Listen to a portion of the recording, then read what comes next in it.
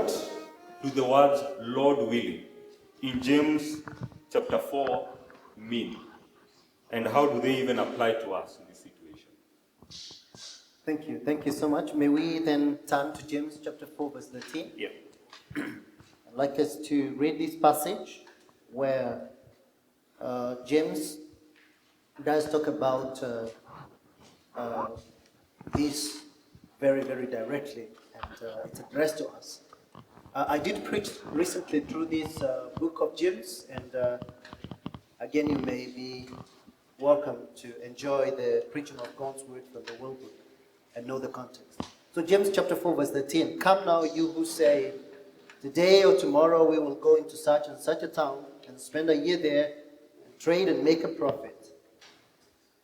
Yet you do not know what tomorrow will bring. What is your life? For you are a mist that appears for a little time and then vanishes. Instead, you ought to say, if the Lord wills, we will live and do this or that. As it is, you boast in your arrogance. All such boasting is evil. So whoever knows the right thing to do and fails to do it, for him it is sin." So what does that term, Lord willing, mean? It means that we acknowledge that we are weak. It is God who is mighty.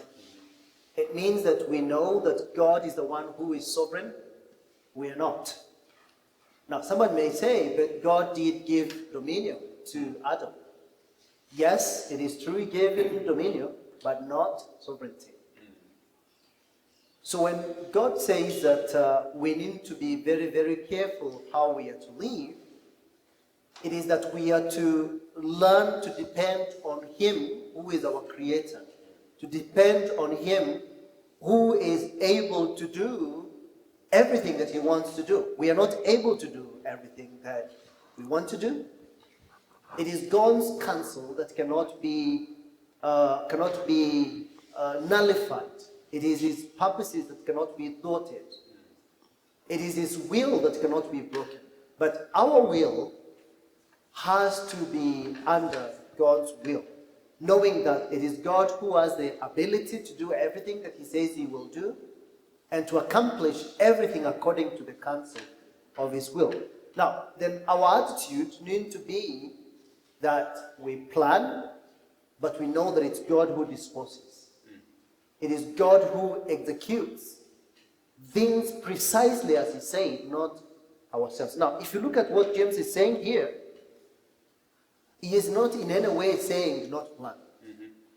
He's not saying in any way, don't have ambitions or aspirations for the year or for the time to come, because God has given us a rational mind.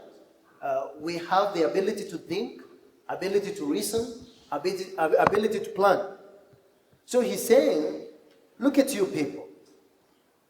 You are ever planning and saying, today, tomorrow, we'll go into such and such a town and we'll spend a year there, we will do this and that, and we'll make profit, and we'll accomplish this.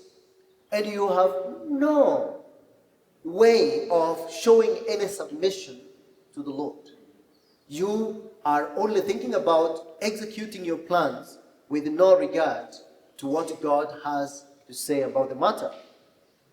And so just like the Lord did teach about anxiety and not worrying in Matthew 6, James says, you do not know what tomorrow will bring. You cannot, the Lord said you cannot add a span of your life.